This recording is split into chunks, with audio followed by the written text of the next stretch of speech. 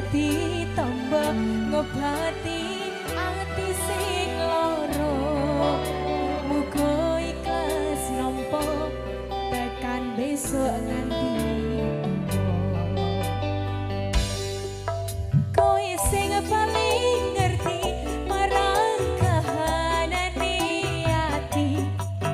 Aku mau semangati ngusapi lagu sing brebes milih bebojone ati kinaryo kembyange wangi. Sabar-sabar no ngomong aku muga selawase dadi siji.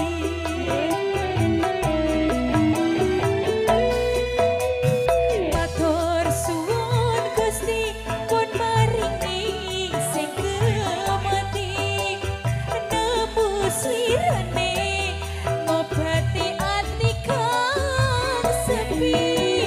Matur suwun Gusti pun maringi sing kemati yang pergi biarlah pergi ono kowe sing ngajani.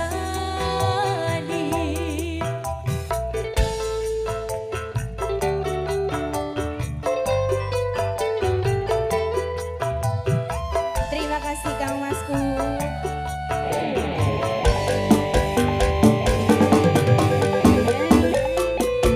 Puri Budaya, Ayla Audio.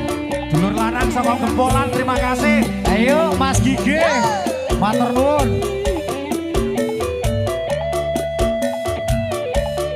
Rekan-rekan sugesti, matur thank you.